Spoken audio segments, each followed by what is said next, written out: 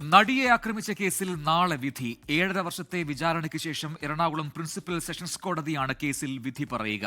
ദിലീപ് ഉൾപ്പെടെ മുഴുവൻ പ്രതികളും നാളെ വിചാരണ കോടതിയിൽ ഹാജരാകും.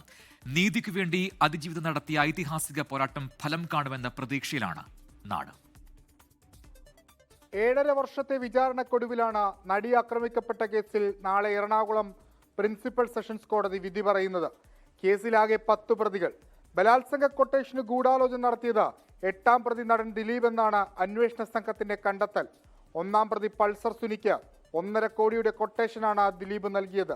നിയമപോരാട്ടം വിജയം കാണുമെന്ന് അതിജീവിതയുടെ അഭിഭാഷക അഡ്വക്കേറ്റ് TB മിനി.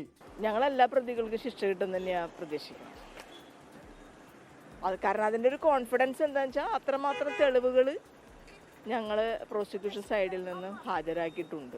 8ാം പ്രതി വന്നപ്പോഴാണല്ലോ ഈ കോൺസ്പിറസിയുടെ ഭാഗം വരികയും അതുമായി ബന്ധപ്പെട്ടാണല്ലോ ഈ കേസിന് ഇത്രയധികം നീണ്ടുപോകാനുള്ള ഒരു കാരണം ഉണ്ടായത്.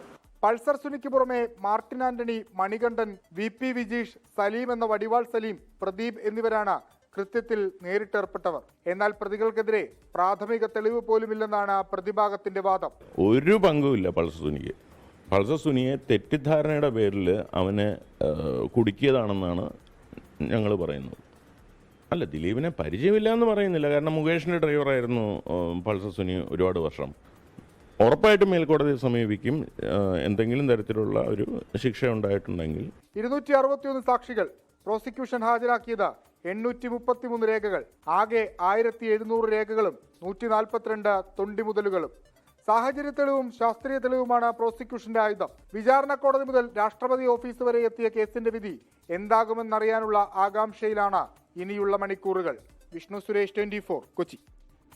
ലോകത്തെവിടെയായാലും ഏത് സമയത്തും 24 വാർത്തകളും ഓഗ്മെന്റഡ് റിയാലിറ്റി പാക്കേജുകളും എക്സ്പ്ലെയിനറുകളും വിശദമായി കാണാൻ ഞങ്ങളുടെ യൂട്യൂബ് ചാനൽ നിങ്ങൾക്ക് സബ്സ്ക്രൈബ് ചെയ്യാം.